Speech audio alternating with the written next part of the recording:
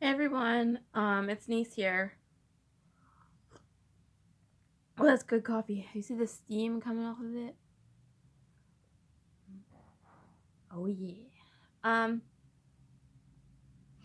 this is a video that I have been wanting to make, and I've been thinking about it a little bit more the past few days, and but I don't know what I'm gonna title it.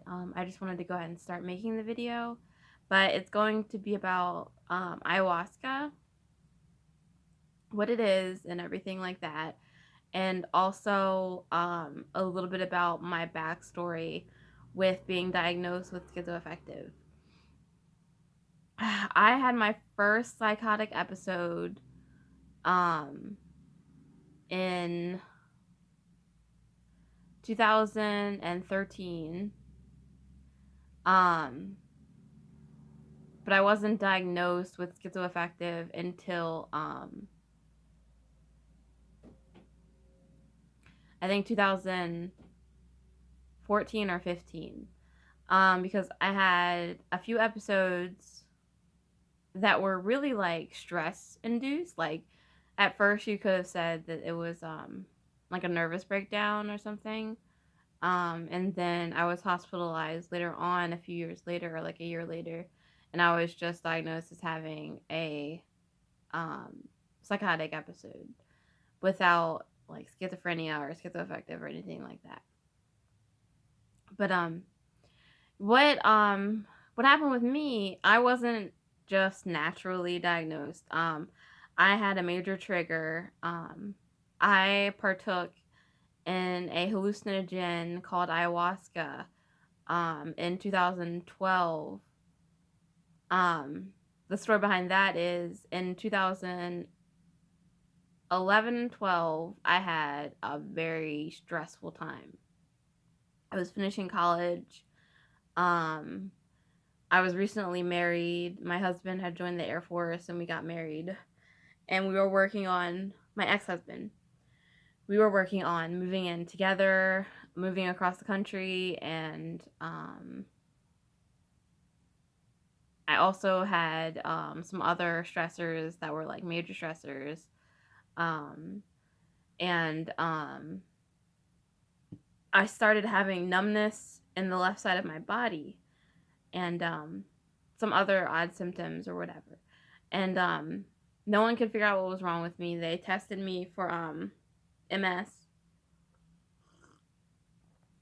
and basically like it was a mystery, and like some people suggested that it was stress or whatever.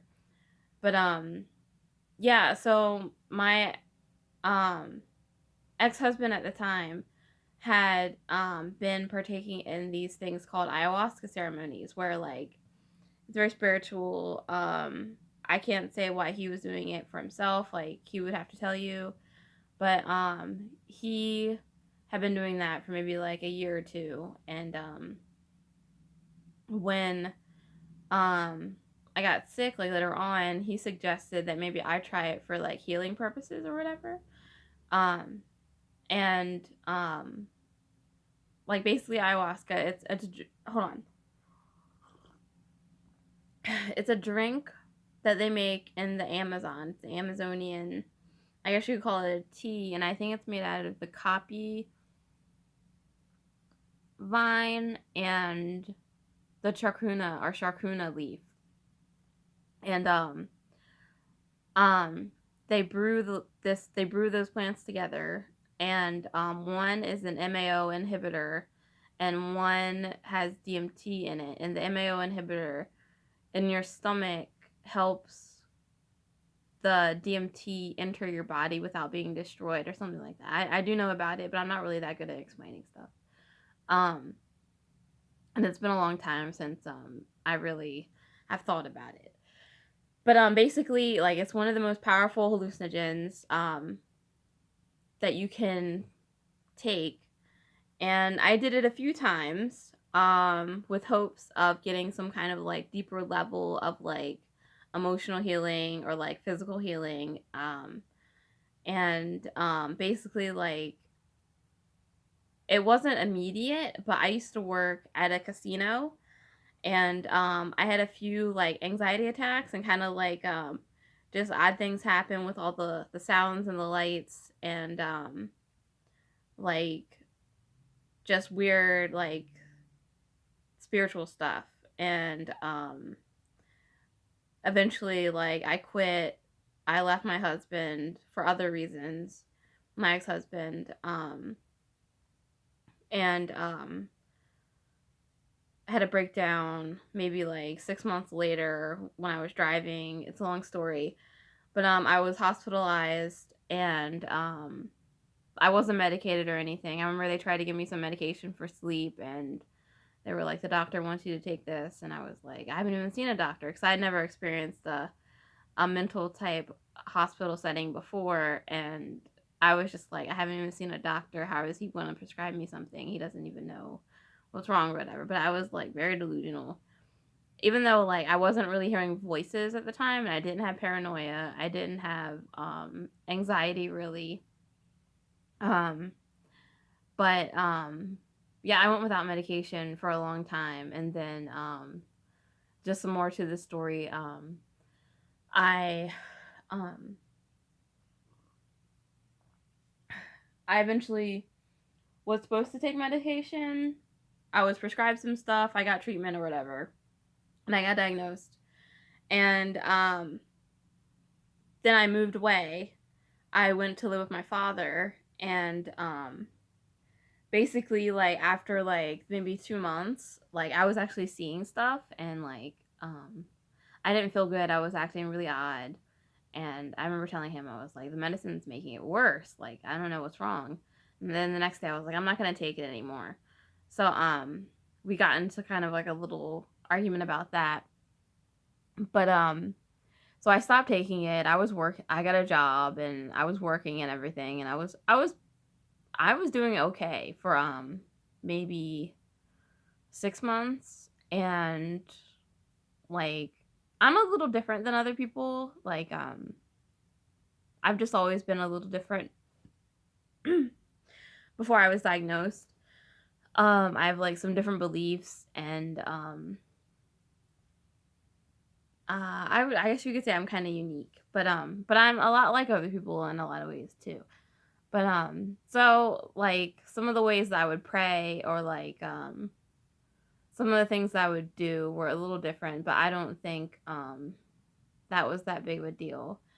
But the some of my behavior was a little bit like out there, but most of all I was stable. Um I had a couple, like I saw some UFOs one night, which I don't know if they were really there or not, but a lot of people report seeing orange UFOs, and I've seen orange UFOs before, and I know it wasn't hallucination. And I've had friends that see orange UFOs, and I saw like a bunch of them in the sky one night. And um, so there was that, and one other night where I saw something weird in the sky, but I'm not really sure about that. so so yeah, that was that, and then I don't remember. Oh yeah, I moved from my dad's back in with one of my aunts, kind of across the country again after like 6 or 7 months. Just because it wasn't working out. I did a lot of moving around. Like I'm just starting to settle down, like with my fiance, and the idea of like being comfortable somewhere and having my own like place to just be. So it's been really stressful and like kind of hard on me ever since 2011. That's what 2019. It's been rough. But so I was living with my aunt, and then things kind of started to get out of hand. I had a lot of time alone, um, kind of just with my thoughts, and um, yeah, things got kind of out of hand. Then that's when I started really kind of like just getting out there, and So it was just 'cause I was having really strange experiences, like, that I just chalked up to, like, and some of them are real, like, I think there is, like, a spiritual nature to myself. Like, one of the things that happened, my grandmother recently passed away, or she passed away that year when I was staying with my aunt, and I was sitting outside, underneath the awning, and I vape now, but I used to smoke, and, I was looking in the raindrops just as the rain was falling down, and I felt something was wrong with my grandmother, which was something that, like, I hadn't really felt before. So I remember I called home and with did some after some hunting around, I found out that she was in the hospital. And then a week later, maybe 10 days later, she passed away. And I had no idea that she was sick. She was the most healthy, like she ate her greens, like her veggies. She's always been healthy. And she passed away. So that kind of gets me sometimes. I try not to get too deep into like the idea of whatever, but like entertaining somewhat of like a spiritual understanding of my spiritual self helps me to feel comfortable and cuz it's part of me, I guess. So yeah, there's that, the UFOs like in my other video, I remember I was like not I don't remember. But yeah, so anyway, like during that time I was hospitalized once. Um and then I got out and my medication, I now know it's called akathisia, but it's this intense restlessness like inside of your body and like you also feel like your arms and your legs are falling asleep and waking up all the time and you can't sit still, you can't sit down. Like it's horrible and I remember talking to my dad and I was just like I just want to die, I just want to kill myself. I feel so terrible and like so I stopped taking the medication then. So it's not that I haven't been like med compliant. It's just that medication hasn't sat well with me. Like when I first started taking medication, I had seizures. I mentioned this before, and a couple times. Then one time I had seizures on a medication, and they kept me on the medication, and I didn't know what to do. But it was later listed as an allergy. But I was on that medication for like a year, and I tried to stop taking it, but then they forced me to take it in the hospital, and then I'd take it when I got out, just because I'm supposed to take my medicine.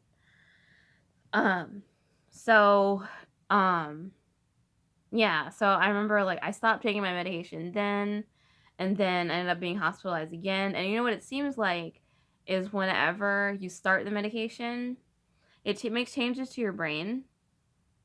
So then when you stop the medication, it's almost worse than it was when you first had issues before you started the medication. So when I would stop it, it would be worse or whatever. And that's kind of what happened there. I think, let's see. So then we sold our house in Georgia where I was staying with my aunt. And